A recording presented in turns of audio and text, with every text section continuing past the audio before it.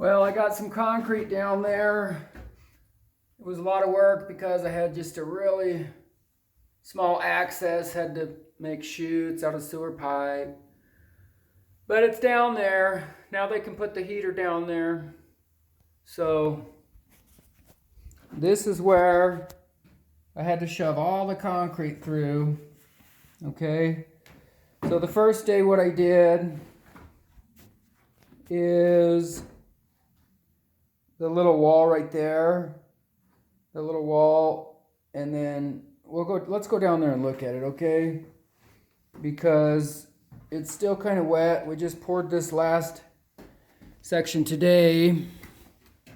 So let's go down here and look at this. Down in this basement, this was just dirt down here before, okay? So the very first day, I did that wall and this little thing, okay? And so on my last video, I said that the concrete goes under the foundation type thing to hold it up better.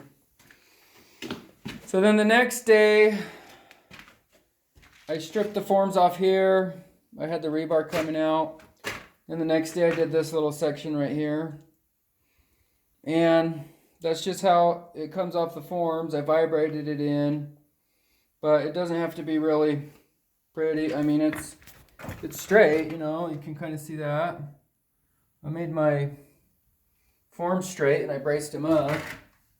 This one's straight too. Okay. Of course, I'll sweep this all off tomorrow and everything. And then the third day, I did this little slab down here. Little slab. And the 1-2 stairs.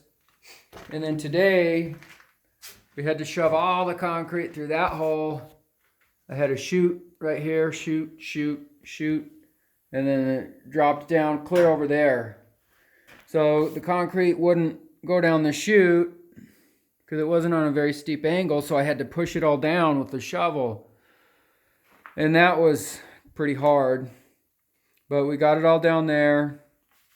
So what I did when I screeded this off is from here to there is just a little bit less than 8 feet. So I took an 8-foot screed and I screeded. And then I came from this side, the 8-foot screeded. And then in the middle, I had just like a ugly, you know, where I've been stepping, right? So then I just took like a 4-foot board and I just screeded back here. And I had some left over. So I knew I was doing this little wall, so I just dumped it in the little wall right there. And then the rest of it, we just did a half chute right here. And we dumped it all in.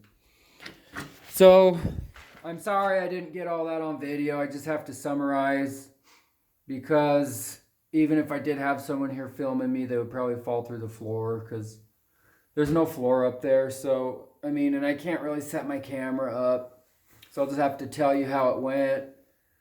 So if you can kind of imagine it, we had to mix it all. We mixed all this by hand because if we get a concrete truck out here, I'm sorry, I said by hand, but that's not true. I have my little multi-quip electric mixer, okay? So that did the job. But if we would have got it, I couldn't have done this with a concrete truck because just the way that I set everything up, I can't pour all this in one day. I don't have the manpower to do that and then try to finish it all off. And that's kind of a mistake I've made in the past. I'm learning, don't do too much concrete than you can finish in one day. So now I just bite it off in little sections and just do it day by day, and then it turns out better. So that's ready for tomorrow, and now they can put the heater in. So we'll clean it up tomorrow, and I just wanted to say that finally the concrete's done in this basement. So keep watching and see how we can fix up this old